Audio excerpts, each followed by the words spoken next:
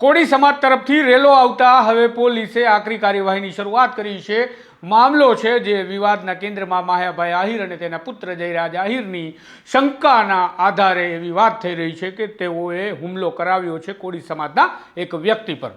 બગદાણાના મામલે હવે મહત્વના સમાચાર એ મળી રહ્યા છે કે આજે જ્યારે ધારાસભ્ય હીરા સોલંકી સહિત સેંકડોની સંખ્યામાં કોળી સમાજના લોકો મહુવા હોસ્પિટલ ખાતે આ ઘાયલ યુવકની મુલાકાતે પહોંચ્યા હતા ત્યારે ચીમકી ઉચ્ચારવામાં આવી હતી કે સાંજ સુધીમાં પીઆઈની બદલી કરી દેવામાં આવે અને આ મામલે હર્ષ સંઘવીને રજૂઆત થશે। ત્યારે હવે સમાચાર મળે છે કે બગદાણાના મહિલા પીઆઈ ડીવી ડાંગરની બદલી કરી તેમને લીવ રિઝર્વમાં મૂકી દેવામાં આવ્યા છે અને હવે નવી એક કલમનો ઉમેરો કરવાની પણ તૈયારી કોર્ટમાં મૂકવા માટે કરી નાખી છે પોલીસે। સાથે સમાચાર છે મહુવાના ટાઉન પીઆઈ કે.એસ. પટેલને આ સમગ્ર મામલાની તપાસ સોંપી દેવામાં આવી છે। અગત્યની વાત છે કે આ મામલે કોળી સમાજના આગેવાનો અને કોળી સમાજના કેટલાક લોકો સહિત એ ઘટનાના પીડિત વ્યક્તિ પણ કહી રહ્યા છે કે આ પોલીસ જે કામ કરે છે તે અલગ દિશામાં જઈ કામ કરે છે। ખરેખર તો આ ઘટનાની પાછળ જે હિચકારો હુમલો થયો તેની પાછળ હાથ હોય તો અમને લાગે છે માયાભાઈ આહિર કે તેના પુત્ર જયરાજ આહિરનો હોવો જોઈએ।